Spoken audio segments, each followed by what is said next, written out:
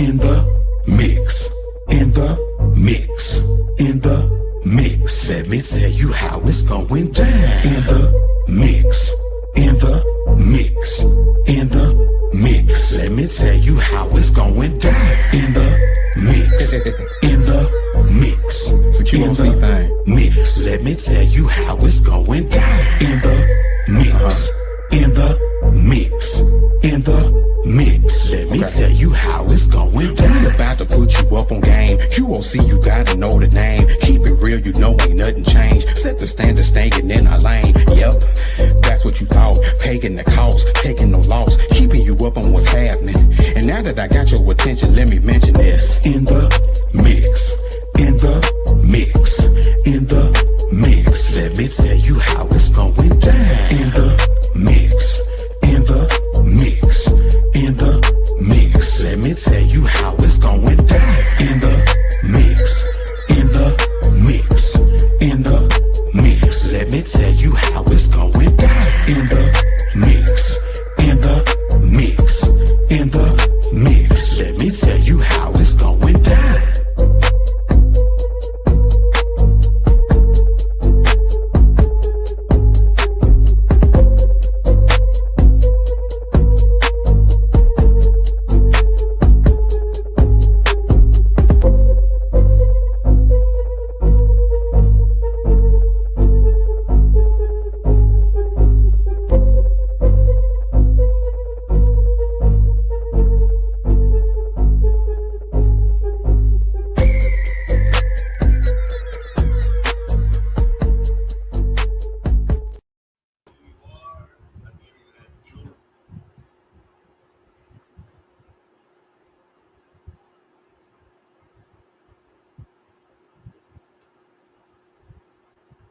What is going on, everybody? This is your girl, J. Marie. We are back for another go round of In the Mix with myself, Prime of CSUM, and Original Soul. Go ahead and introduce yourselves, brothers.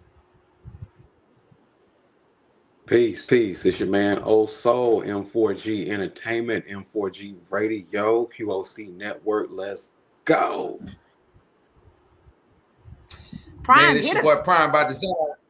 Oh. It's your boy Prime by Design, always in the chocolate state of mind. And hey, man, we're here in the mix, powered by QOC. Man, let's make it happen. Yes, yes, yes. We're powered by QOC Network. Be sure to like, follow, and subscribe, by the way, at QOC Network. And we about to get into some things. Yes. Rest in peace to the late, great George Foreman. Yes, yes. The big guy. Yeah, the big guy.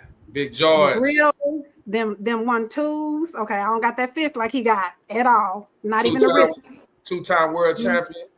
You know what I'm saying? Big George. I just hate that we didn't get to see the clash of Titans with Mike Tyson and George. You know what I'm saying, when he came back. But hey, man, you know, it is what it is. Yeah. The way Mike Tyson fought the last fight. Yeah, I think George Foreman would have got that one. Because he wasn't gonna just stand there. But see, I was talking about, when George came back, when he came back when he was, I think he was 40 or something like that, when he came back 50 or something. And when he fought Vander Holyfield, I wanted to see George and Tyson too back then. You know what I'm saying? Yeah. George was still tough. Mm-hmm. Yeah, he and to leave and come back to boxing. Yeah. That's a legend. So not to mention all the other stuff he done with the George Foreman grill, which was that was a smash. George, and he played in films too. He did, but let me tell you, I'll say this: how I've learned about him, I'll say, because I'm not a boxing fan or anything like that.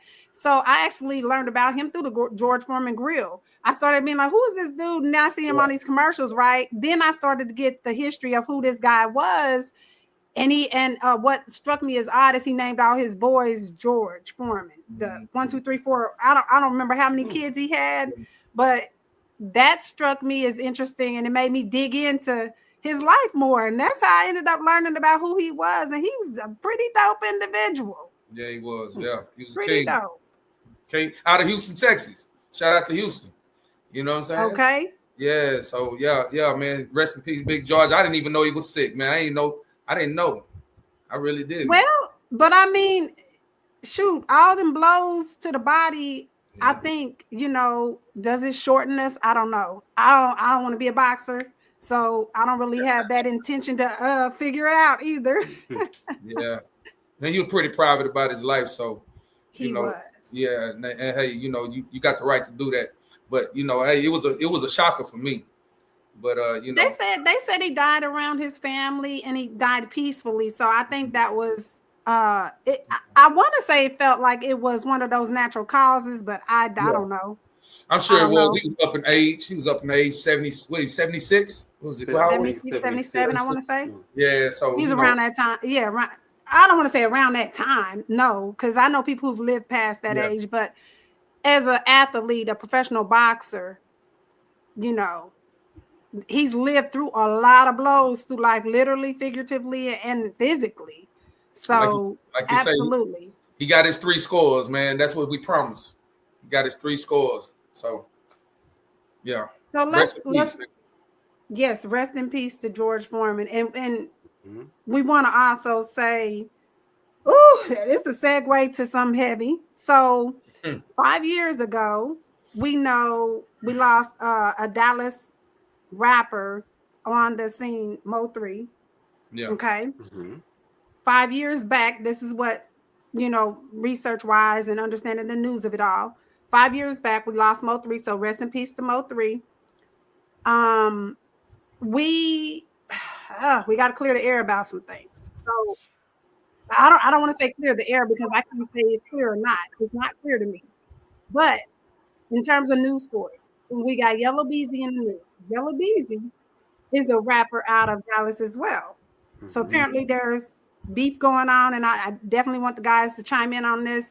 I'm not from Texas, so I don't know the whole, ins and outs and things like that of it. But unfortunately, he was arrested with ties to Mo3's murder. I'm gonna say that. I don't want to say he's to cause it or whatever the case is, but I'm hearing a lot of hearsay. So let's dig into that conversation, and let's also give Mo3 a moment. Let's cue up his music and pay some homage to him real quick. Indeed. Stand on the block, I said they only gon' love you when you lit, yeah. I said they only gon' love you if you rich, yeah. She said she love me, I said you love it, yeah. She said she love me, but she love me cause I'm lit. She said she love me, but she love me cause I'm lit, yeah. I fuck a buddy, I don't get nothing but some, yeah. She said she love me cause I damn my pet, yeah. I said you only really love me cause I'm lit. 3. She love me cause I'm lit, yeah. I'm super LIT, the Glock came with a stick, yeah. Rockin' red bottom, I jump out, I'm chain my feet. Then get skied and all black, pull up with straps and that's when get slept. Riders kept, I don't that bitch about 1,000 times. He's got some very interesting music, I will say. I've learned about his other side to his music. And I became a fan of his music that way. Not necessarily the gangster side of the music, but I learned about him nonetheless. I like his sound, I like his artistry, and I like Yella Beezy too. So it's hella unfortunate to hear these two guys tied up in the same story in this capacity. So what are y'all thoughts on that? Prime, you want to hit us off both of y'all are artists, or one Prime being a former artist, but Brandon also being a current artist. You can kind of give your take on this too, but we'll start off with Original Soul first, then we'll go to Prime this time. We'll flip it around. So, well, what's your take?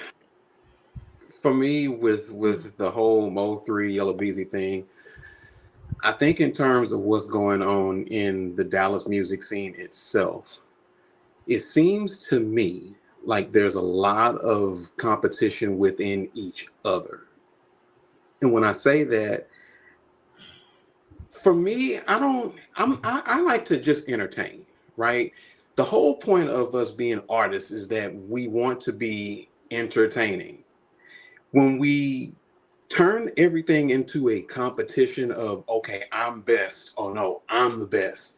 It creates a divide between the people. And now it's like the people are having to choose sides on, okay, who do I want to go with as far as if something happens with someone else, okay, am I going to choose their side over someone else's? Just like with the whole Biggie and Pac thing. It was, okay, well, Biggie did this, so I'm going to side with Pac. No, Pac did this, so I'm going to side with Biggie. It's the same thing that's just in a different city. And so here we are with the Mo 3 Yella Beezy thing. Everyone's gonna say, "Oh well, yeah, Yella Beezy had this to do with it, so we're gonna side with Mo 3." It's like all of this stuff is taking away from the actual entertainment part of it. It's like if they're going to be artists, you're going to like a different. I said this on my Facebook page a couple of days ago. You're going to like a different artist for different reasons, Right. different times. They're going to have different music. They're going to have different styles. It's going to be something that, okay, if I'm doing something in my yard one day, you're going to want to listen to certain things. So it's the same thing with these two. It's like you're going to listen to them for different reasons. They both have different styles. So you're going to listen to them for different reasons. So the whole thing between the two it's an unnecessary divide to me. Well, one of the I'm gonna interject real quick, and then Prime, I want to get your take on it too, because I know you have a lot of insight into this. But one of the things was I don't, as much as I want to think that it's like tied to, oh, you gotta like Yella Beezy music or you gotta like Mo 3 music and you can't like both. As a listener of music or a lover of music, I don't think that was the issue. From what I understood, let me say, and hearsay as well, which is why I want to kind of get a little bit more insight into this. But the understanding I have of it is that there was a lot of personal beef that was outside of music that spilled into business transactions and different things like that, or something another that caused them to take it further. Now, or whoever to take whatever further, but it was a personal issue that did not get resolved personally, privately, or whatever, and it spilled over into messing with people's money, messing with people's, impact or their artistry or their fan base or whatever it was, their pockets in some kind of way. And that's what I took it to take, or I understood of the situation and my hot take on it in that way. But But here's the thing though. Even if it was personal beef or if there's personal business or something that's going on, part of it is starting to translate into the music. Because listen to the type of music that they do. yes, If they you're were putting a telling on lot of that, themselves. if you're putting a lot of that personal business in your music, the fans are listening to this stuff. And so they're thinking, okay, yeah, a lot of this has to do with, who's better or what, so a lot of it, when you put it in your music, then you're leaving the listener without much of a choice on what side to choose. Yeah, I don't know. I don't know. Prime, what do you think about this in relation to that? Because we're looking at it on the artistry side, myself and also, but is there more? Is it deeper beef than that? It's a little bit of both what you guys are saying, but I throw events. I was throwing events, and I was correlating a whole lot of the local rappers and stuff like that. Okay. And so I could kind of see what they was how they was interacting and what was happening, and like I said, being a former artist from back in the early '90s all the way up to the 2000s, mid 2000s, I was doing it. I was around it. We never had any real order in Dallas when it came to the music scene. Say it was more of a consumer market. So those of us that was trying to become artists and stuff like that, I'm speaking in reference to the history of this. It was like Oso say, it was a lot of competition to try to get to the top because there was nobody really coming out of Dallas like that. So everybody was trying to be the number one guy or the number one group to come out. So it made people stand in their own corners and kind of almost, it wasn't really beef at that time. It was more so like, I just mess with who I mess with. I just mess with my own people. and you mess with your own people, but that's not really conducive to a successful music industry in Dallas.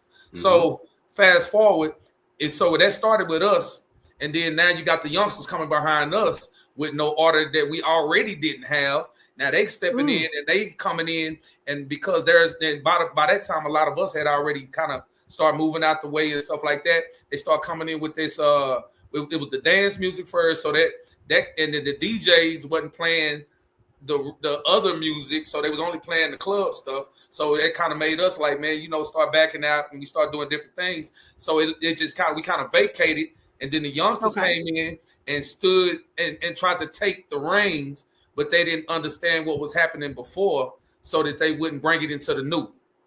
So they stepped in as youngsters, took up some stuff that they didn't understand, and then they brought it into the new, and which birthed the beefing on down the line. So now you got these cats, because a lot like Yella Beezy, people like him, his daddy and them was a part of the entertainment scene back in the day when we was coming up. So and they was putting on a lot of Dallas acts. But to speak on the Yella Beezy and Mo 3 situation, them guys were friends at first. Yella Beezy, Trap Boy, and Mo 3, they was all friends at one point. They broke up, split up, and it was a matter of competition, because actually a lot of people don't know that Mo 3 was actually the first one to really get ready to come out on the mainstream level, but he went to jail. So Yella Beezy got the deal, and and he catapulted out. And so in a sense, when Mo 3 got out and he came back, he was already on a whole nother level at that time mentally. It was like, hey, it's me against the world type of situation, and I don't really mess with them cats. And they kind of like shied away from him because he was in that, because he was like that. Yella Beezy and Trap, they wasn't Yella for sure. He wasn't like really a street guy like that. So now we got a video on Yella Beezy, his arrest video, and I want to cue that up here in a second, but you said something. You said he's not a street guy. He wasn't a street guy. No, wasn't. Okay. Yeah. So, do you think that being in the rap game, when you're trying to maintain a certain persona, it causes you to kind of put on this image that now you can't take off, because now it's the authenticity of who you are as a street guy?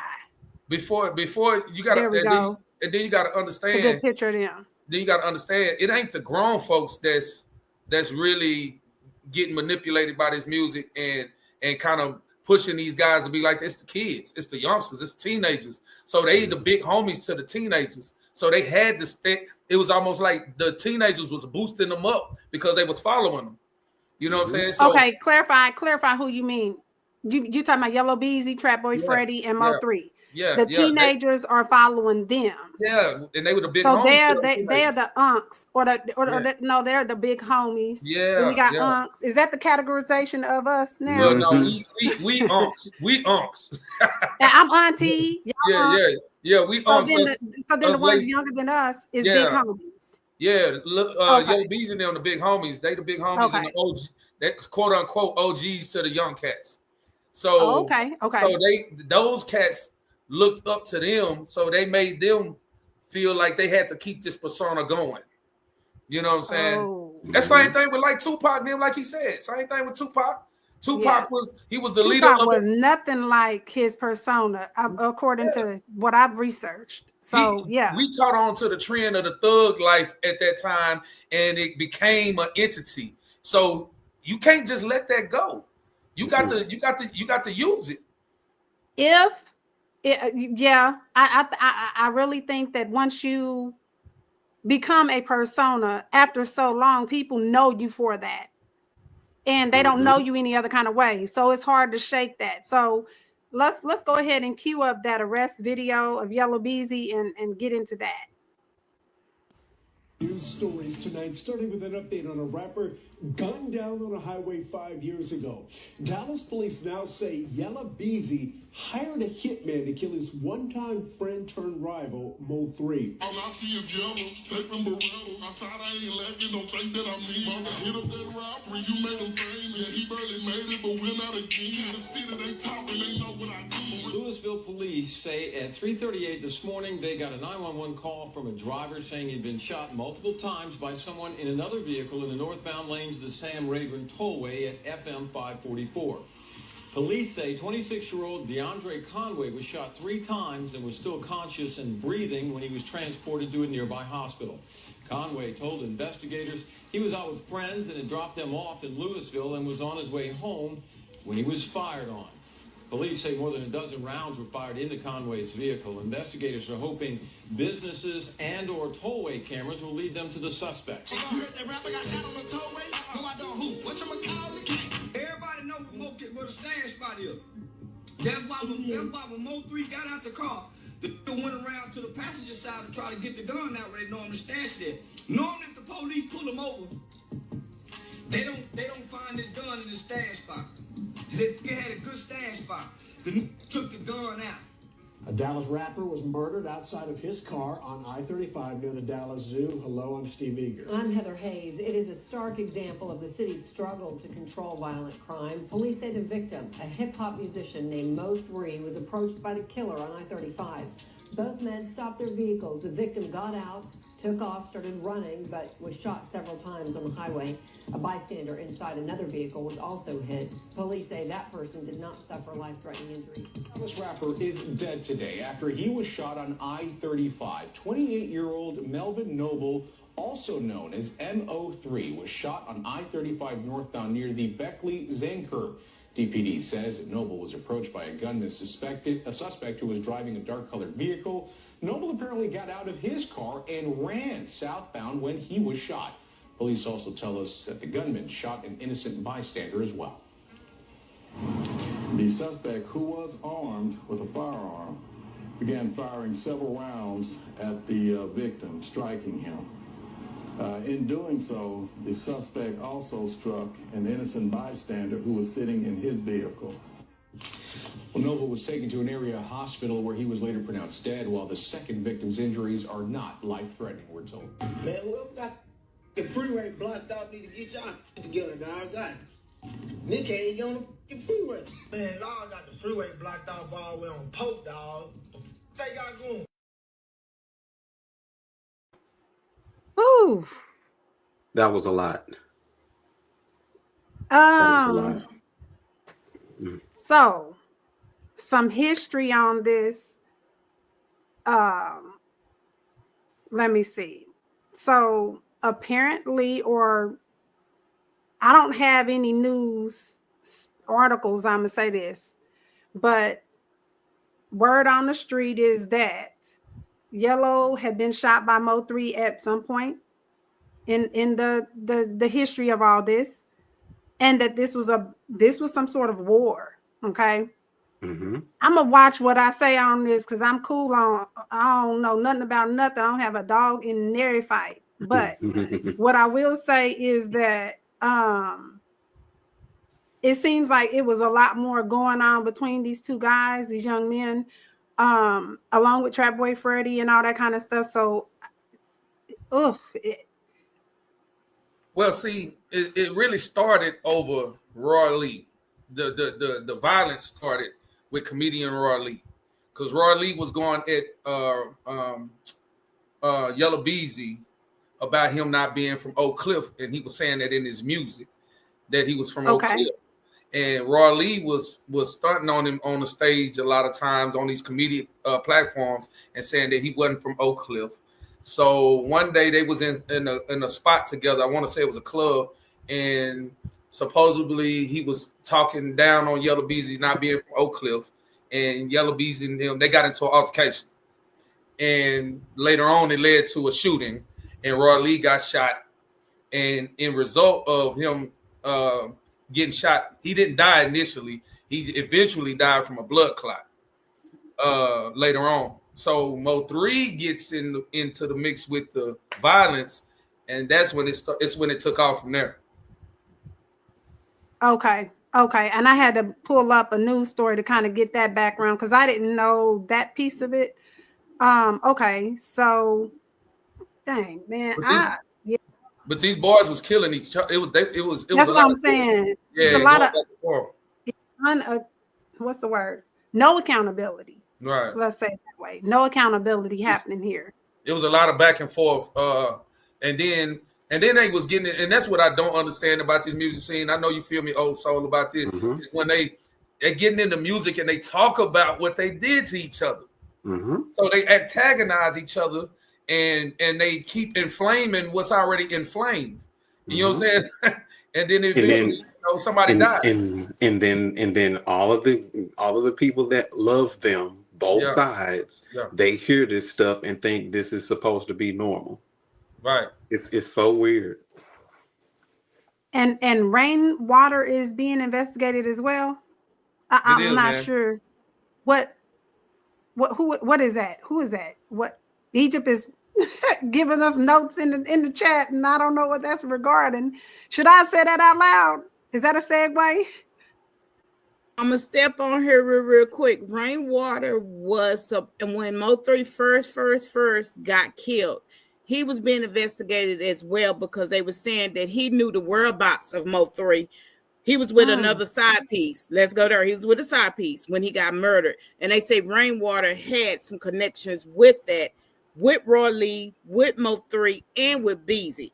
I don't know how Yo Gotti is tied into this because it just recently popped out that Yo Gotti is tied into this some kind of way. This is ridiculous. And what I want the men to touch on, especially Prime, and I know this is in the midst, but I want them to touch on how bad this makes us look in the music industry when we can't control our tempers, and we take it to social media. This is the prime example of us living out our life. Mo3, I love Mo3 music, but he told you what he was supposed to do, and he did it. And Yella Beezy came back and did the same thing. So I want Oso and Prime to touch on like how we need to watch what we do when we're doing music or any type of entertainment, from movies on down. It needs to be touched. I can speak only for myself on this one. Me as an artist, I'm only going to talk about the things that I've dealt with in life, right? Because the listener is going to want to hear what you have to say from your own point of view. You know, if you're going and you're glorifying a life that you know you didn't live, the listener's going to know that that's not the real you. You know, and you're making, like I said, you're going to make the listener have to choose a side. And it's supposed to be more about being entertained. And if you're going to entertain, if you're going to give a portion of yourself, like for me, if I'm saying, hey, I grew up in a house where, you know, there was no mother, there was no father, but I was always being taken care of, I need to give that to my audience. If I'm telling folks, hey, I need to build equity for myself for the next generation, I need to try to figure out how to make that relatable to the audience that I'm trying to relate it to. You know, so a lot of the stuff that we're putting in our music, we need to think more about how the listener is going to perceive it. If they're hearing stuff constantly saying something about, oh, I'm gonna put a hit out on this person because they did me wrong. Well, how do you think the listener feels about this? And now they're going and they're listening to it and they're like, they're on 10 just like you're on 10. Who wants to always be on 10? Feed it. Yeah. I do think music can feed an energy that already exists. I don't necessarily think that it can make me do something that I didn't already think to do or want to do. So let me. I feel you, Ja, but coming from the hood, yeah. Speak on it. I said, little young listeners, and they going through some things at home that they might not even understand. So they got misplaced feelings, and then you listening to this music that's telling you to, or say like We seen it when I was coming up. You know, cats didn't have the money to go get the Jordans. They had the money to go do that. But your music is saying, well, hey man, you need to step out the porch. You need to go do this. You need to think like this. Gangster music fuse. And I agree with you on some point. Yeah, it's not supposed to make you, but when you a young, unguided spirit, it can foster a spirit in you that will make you do it. Mm-hmm. You know what I'm saying? Like, so yeah, music what is you entertain. Yes, music is and energy. what you Music, entertain is what you emulate.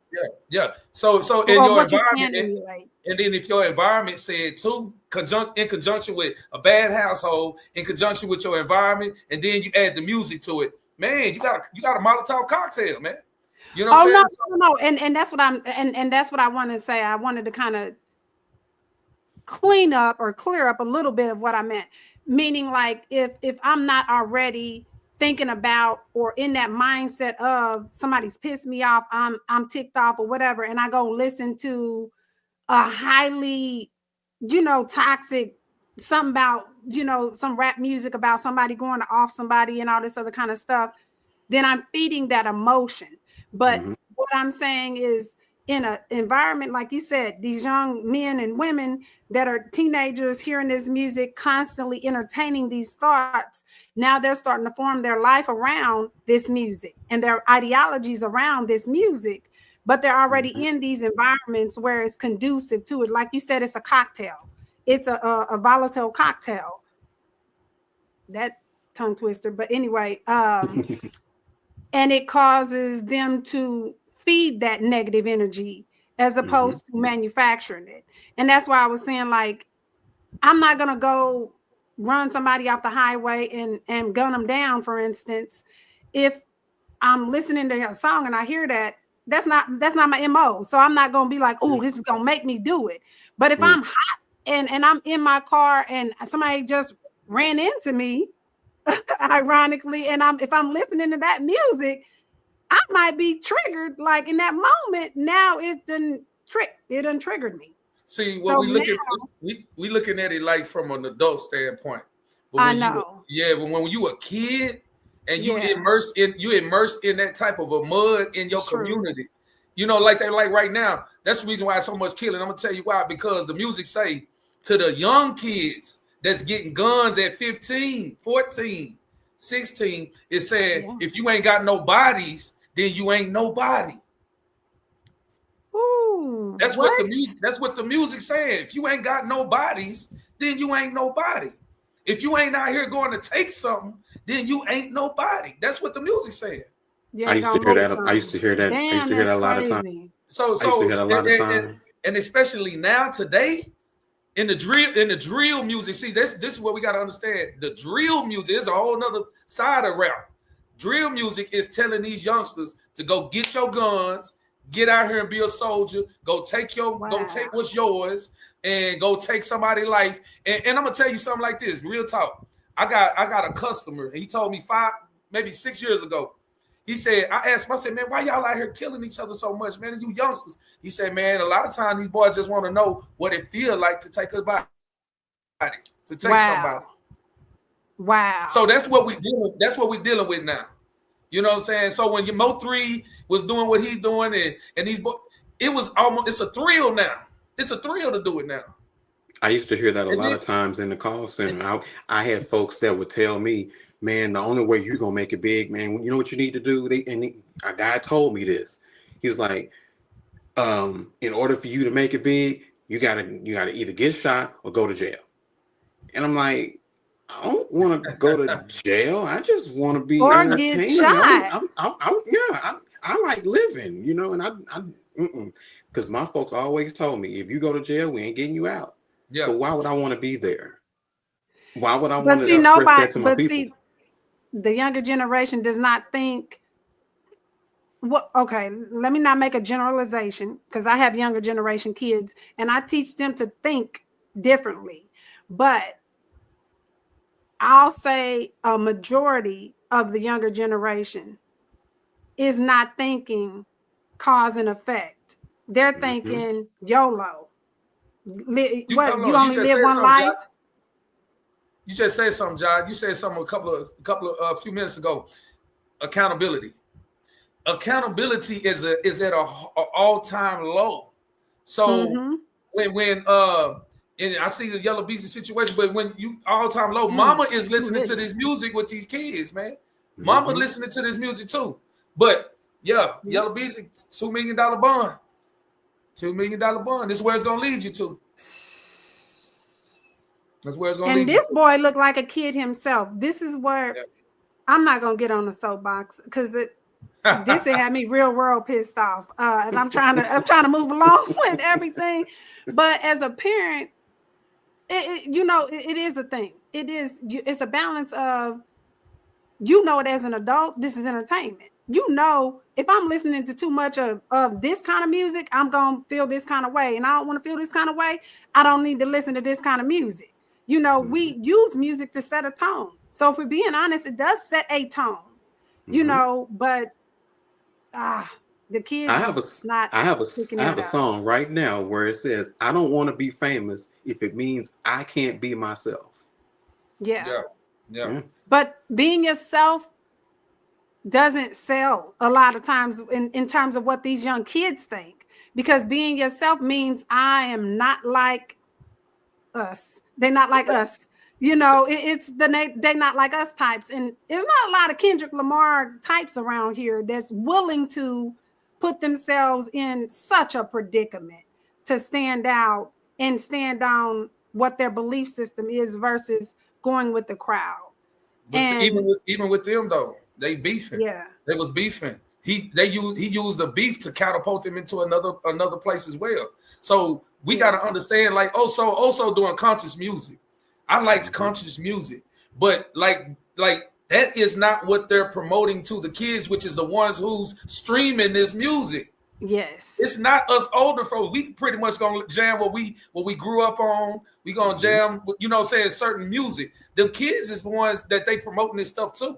So they actually are the one that set the trend. We not setting trends no more. So wait a minute though. We not setting no trends like we setting trends. Well, in the mix we is. In the mix we is too. We are too. Excuse me. Let me get my language together. But Tyler Perry and Monique are setting some trends now. Now we got to talk about this one because Angie Stone's funeral. Rest in peace to the late great Angie Stone. This is one of my favorite R&B neo soul women.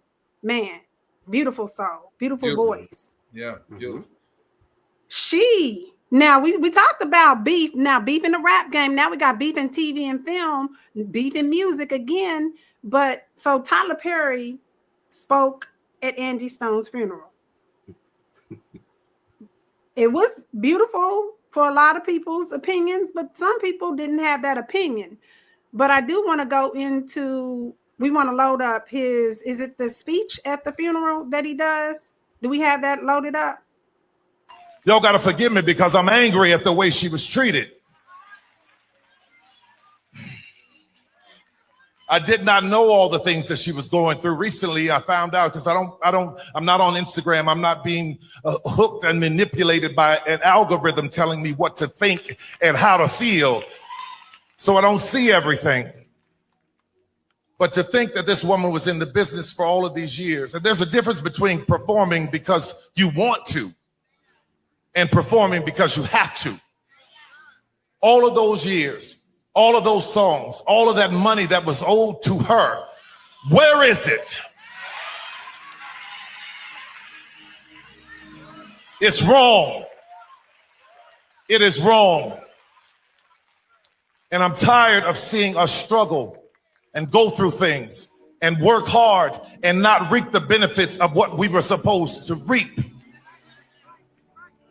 But you got to be careful when you start mistreating people, especially children of God, because the Bible says, touch not my anointed and do my prophet no harm.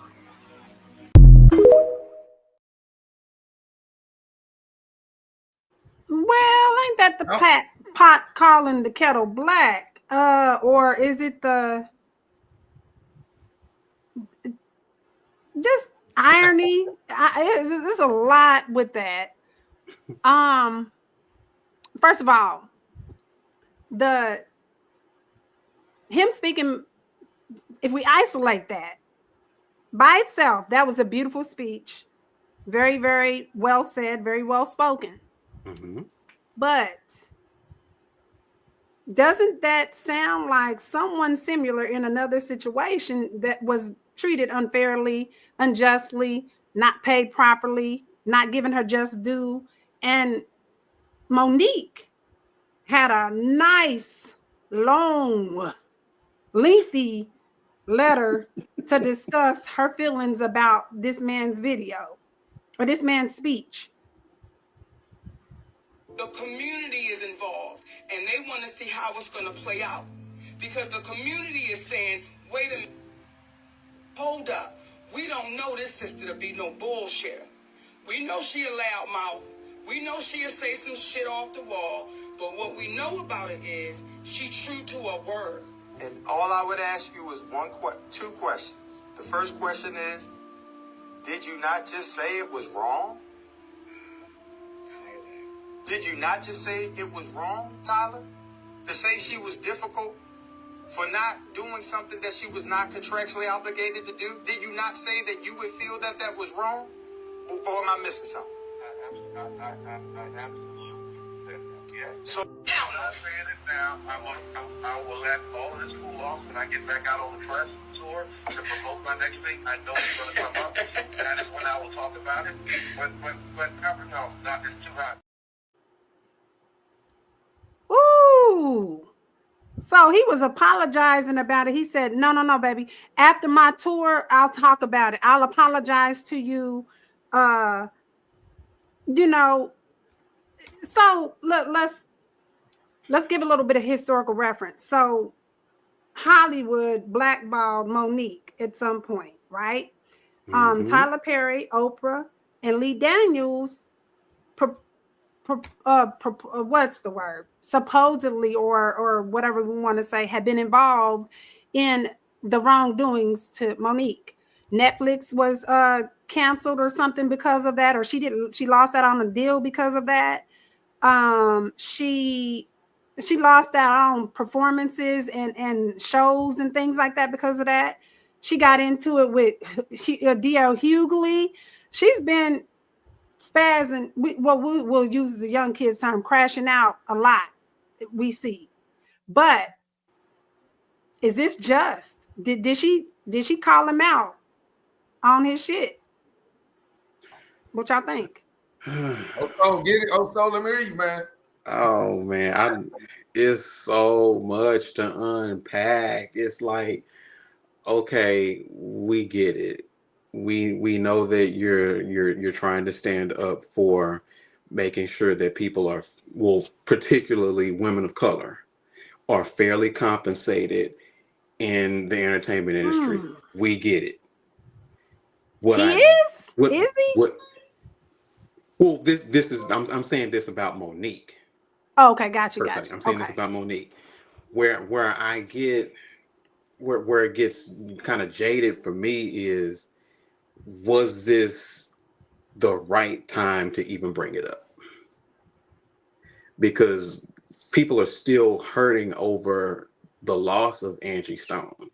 And so I feel like now you're bringing this in on this platform right now, when I know that there's never a really good, like she said, there's never a good time to talk about something like this. But now you want to do this now? I'm like, no, why are we talking about this now? He spoke with the family there at the funeral to talk about her not getting what she's been owed, the record company's not giving her what she's been owed, and here comes Monique to bring up the same spiel that she had last year and the year before that, and the year before that. We've been talking about this since, let me see, you know what? If I think about it, right? 10 years? It's something like that, right? And I'm thinking, okay, yeah, you did this role in Precious, right? Gabourey Sidibe hasn't said anything else about Precious. She went on to do other bigger things, right? So here's Monique. Yeah, you had this role in this movie, and you're still talking about what you didn't get. You're supposed to be working on getting what's owed to you. You know, I don't know, because see, he also paid for Angie Stone's funeral, and he paid for the funeral. So yeah, he can also say what he wants to. You got the family there. You know, you're supposed to be saying Can he say what he wants to say? Yeah. No. I think now you get to say it. You get to say how you feel to a certain degree, because like you just said, also we had a funeral. We're supposed to be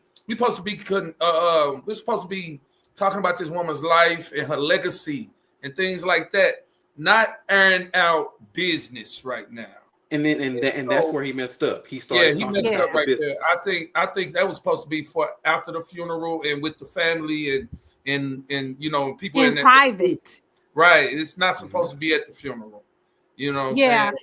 I didn't feel it though. I didn't feel you know, I appreciate I'm appreciative of him and what he did to pay for the funeral and he paid for the lawyers to go after her money and stuff like that. But and he even said at the funeral he doesn't really know her like that. Okay, well, even more so to me, to the point of like, Jai, hey, you got all of these other people that was like, hey, they was treated unfairly by you and Lee Daniels, man. So you need to go back and clean up some of your stuff before you start airing it out like you this righteous guy with certain things, man. It's time for you to air it out the right way. So, but of course, Monique is gonna come and she's gonna come the way she come, and I just think it's a lot of distasteful stuff going on right now. It's a whole lot of I agree. know, yeah. It's beef. Angie is probably Angie is probably like, now I know damn well nobody told y'all to take my funeral and turn this into a publicity stunt. You know, thank you, Tyler, but you don't know my ass, and for you to do this, you know, I appreciate it, and so on and so forth. But do you think that she's just, well, I can't really say what she's okay with or what she's not okay with. She's not here, God rest her soul. But it's the idea that you took that opportunity to make a publicity conversation at a funeral. I think it should have been, I didn't know Angie Stone that well. I wish I would have had an opportunity to have worked with her, things like that. And he said that at the beginning. Then he But went into this and that's whole all thing. it should have. Yeah, that's all it should have went to, though, because then you go and say stuff like if I'm actively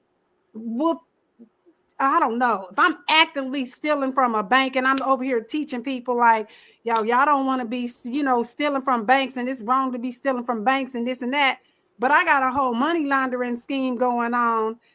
You know, it's not the right scenario for me to be trying to say, don't you know, I'm gonna go after everybody that's stealing from banks if I myself am stealing from banks. But you this know, is off in the cut. But this is a grand situation I'm glad it's kind of blowing up, because now with him saying that, now he has to put in some action. Now you done said some stuff. Now you got to put in some action, and now you need to be charging up those other people that can put in some action to set the record straight with these artists, with saying, hey, we got to do better with ourselves by taking care of our people. You know what I'm saying? That's got to be the next conversation. If you tired of them doing your people a certain kind of way, then now you got the power now. Now you got to do something about it. But he has a, not to take anything away from Angie Stone whatsoever, but it's like you're using this as an opportunity to show us I champion Black women. I go to support Black women in the industry, as opposed to him saying, you know what, if he would have taken that opportunity right there where he was talking about Angie Stone, and he said, and my sister Monique, I got you. I'm going to straighten out things too. Like, if you gonna do that, you might as well say they recording you. That's what I think he was trying to do. In my opinion, he was trying to switch the narrative. He gonna correct it. Well, yeah, switch the narrative that's been put out about him. I think he was trying to use the platform to do that.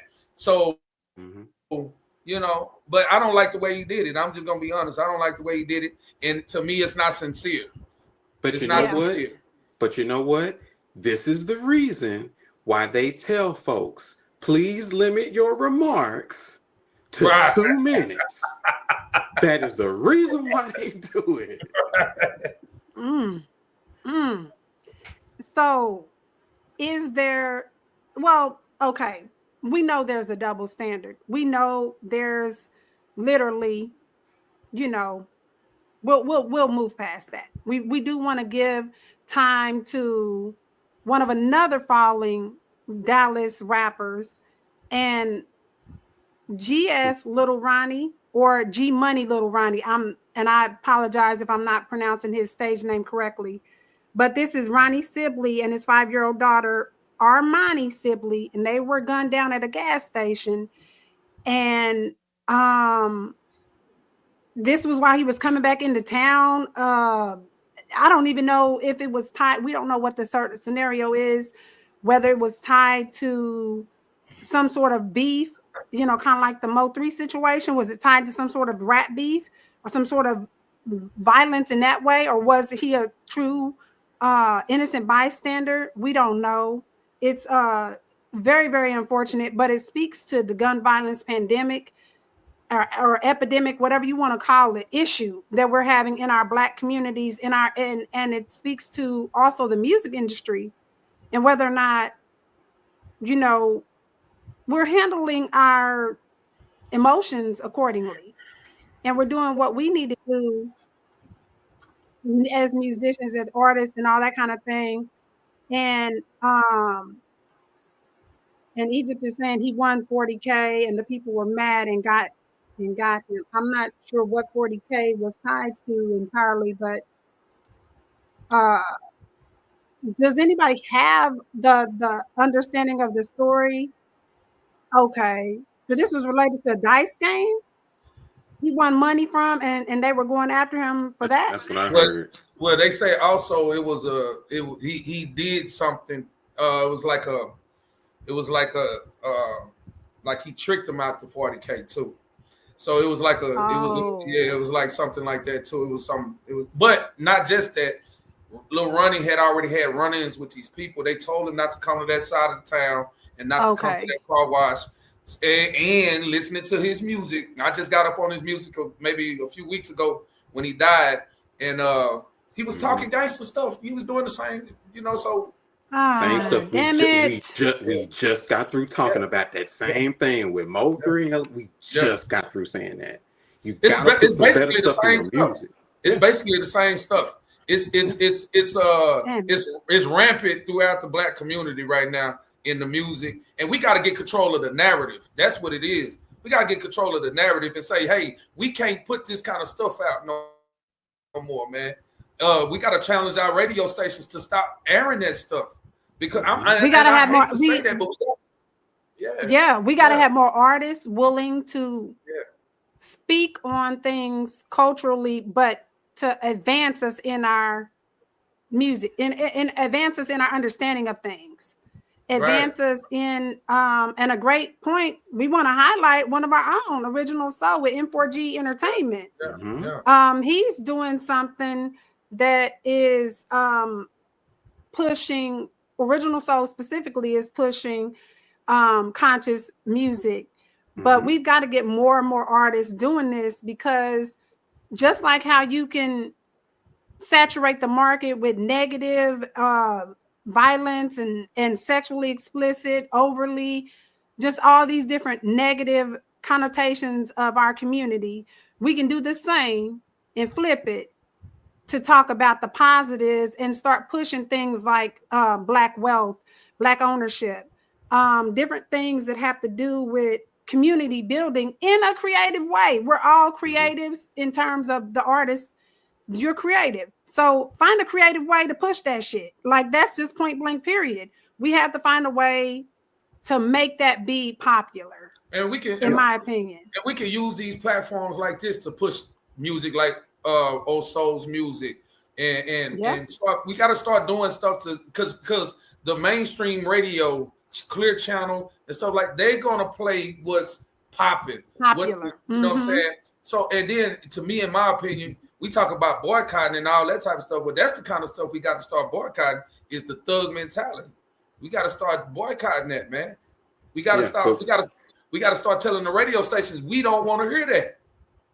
But making it popular to be educated, making it popular to show your intelligence and things like that, because that's one of the things that I noticed coming up is it became unpopular at some point to say that you were smart, to say that you were a nerd, to say, and nerd became a cuss word. And I'm a major nerd, and I teach my children that's dope.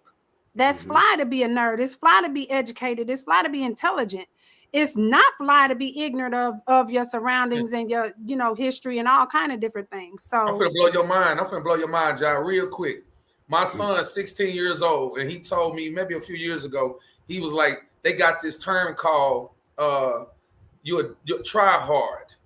So like if we playing a video game, and I keep beating you all the time, then you'll turn around and call me a try hard, and now I look bad. What? Yeah. I've heard something about that. So a try hard is you doing too much. Yeah, you're doing too much. You're doing too much. You ain't letting me win.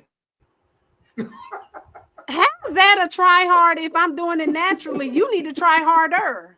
Yeah. But okay, that was good. Again, we go back to that accountability word. That unaccountability word. That's where it come at, man. All included. Everybody gets a ribbon. Everybody gets a trophy.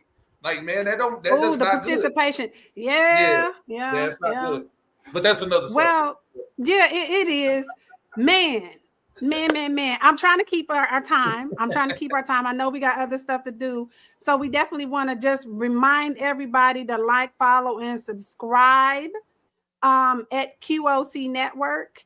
On all platforms. We're trying to get our numbers up. We're growing in our subscribers on the QOC Network side. So we appreciate that. And definitely be sure to follow our shows and tell us which ones you like and comment and all that good stuff. So yeah.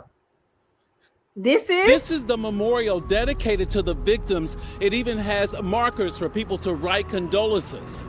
5-year-old Armani and her father, 36-year-old Fort Worth rapper Ronnie Sibley, known as G Money Little Ronnie, died in the shooting. Detectives used this security video to identify the shooting suspects, 21-year-old Jacoby Russell and 24-year-old Adonis Robinson. You can see the father trying to get away from his attackers during the gunfire that killed his daughter, who was in the front seat of his car. In court documents obtained by WFAA, detectives also identified a white Kia used as the getaway car. That car belonged to the girlfriend of one of the suspects, who says he asked to borrow the car, which was later also caught on camera at a nearby apartment complex. The girlfriend told detectives her boyfriend said he left it there because something bad had happened, according to court documents. People are still bringing well wishes to the memorial, like Victoria Camacho, who has young siblings. I mean, it's sad to see a 5-year-old and her dad pass away in our community. So seeing that my sister's 4 years old and that they were really close at age, I just wanted to bring something for memory for her. Both suspects face capital murder charges for what happened here at the car wash. We are still waiting to learn from police a motive in the shootings. In Forest Hill, I'm Scoop Jefferson.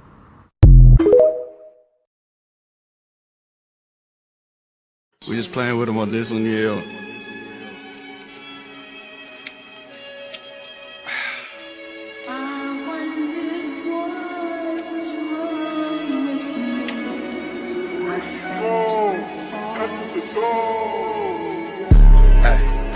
First off, free my nigga, yeah, yes. Ay, soda so dark, got it looking like the window on the rappers start to flop, we ain't tripping, we got pots and a lot of blenders. Count a lot of skrilla till my fingers looking like they got splinters. Fuck a bank account, I'm stuffing racks in these got packs in the D.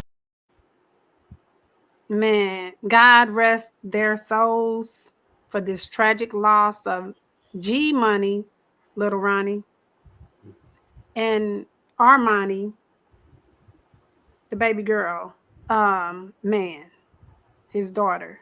Just over and over. We don't mean to leave it out on a heavy note, but Yeah, kids getting shot is not nothing I ever want to report on or talk about. But man, rest in peace to Lil Ronnie. But I'm like I told my kids and everybody that come to my shop, I'm more about the child because Lil Ronnie was into a certain type of a lifestyle and he knew that. And to me, in my opinion, like I said, you don't bring your kids around when you moving when you moving in them streets like that. You can't be riding with your kids like that, man. That's unfortunate that she got caught up. Crazy. She got caught up in her dad's street beefs and stuff like that, man. And that's terrible. Ugh. Okay. I want to say to all of the young artists that may be listening to this stuff, right? Y'all got to put some different stuff in your music because there are too many young folks that are listening to you that look up to you. And when they look up to you, they want something that they can build from. They're not going to build from stuff that you're hearing in this music now. There's no substance. There's nothing that's going to help you grow. You need something that if you're going to entertain, but also have something that's going to help you grow and evolve as not only a person, but as a better artist.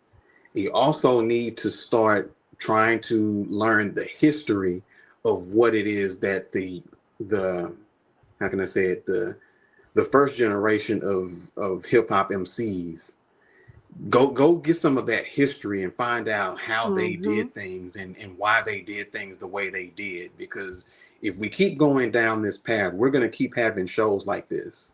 And I don't like having shows like this where we're saying rest in peace to this person, rest in peace to that person. We're saying that a lot. And we said it a lot last year. And here we are, it's almost April. And it's like we're already ready for 2026.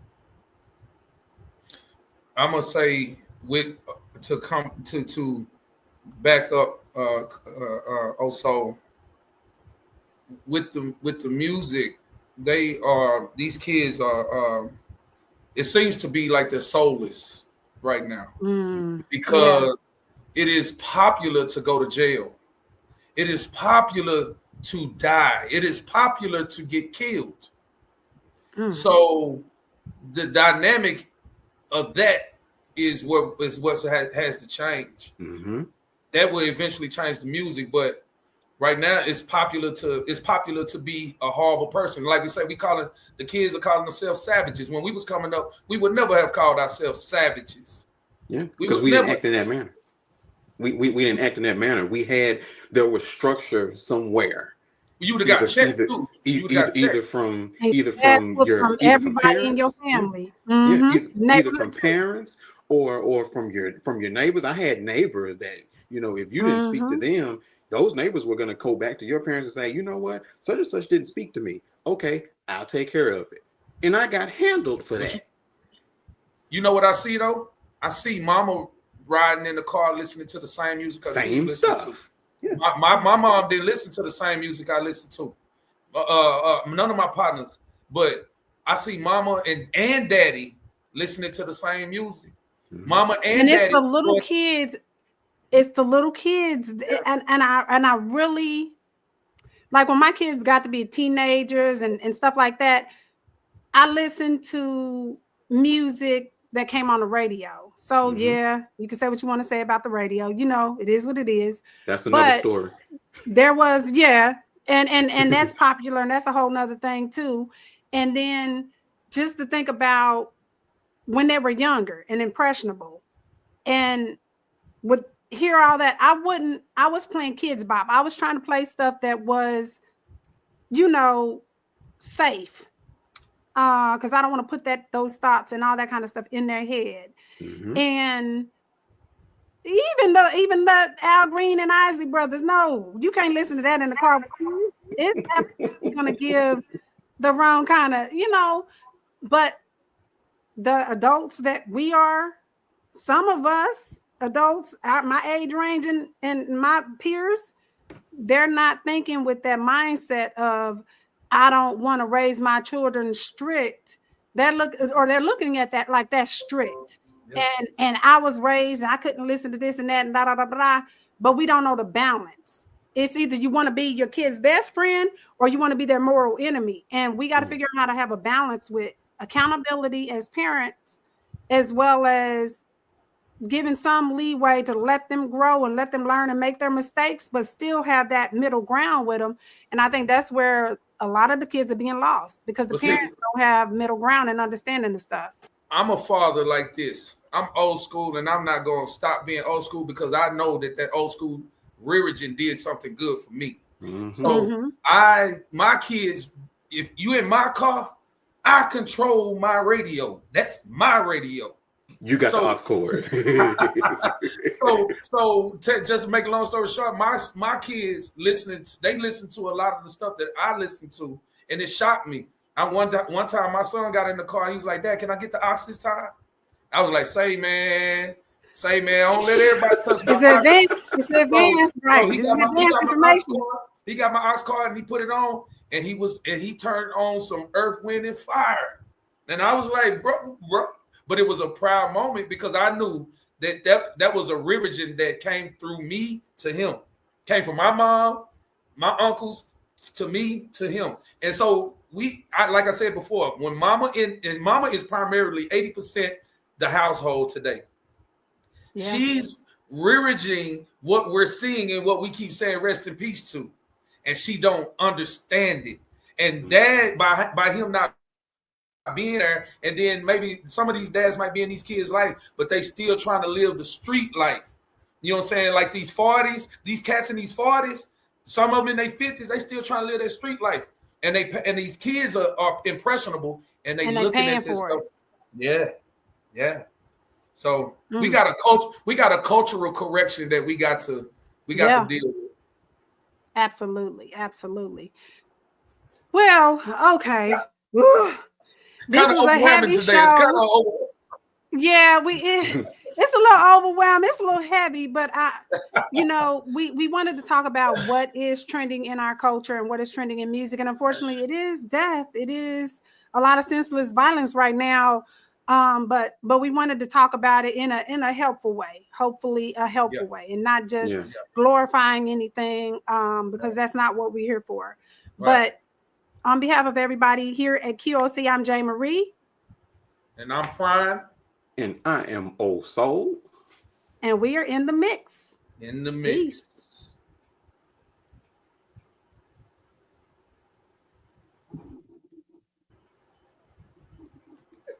Mix in the mix. Let me tell you how it's going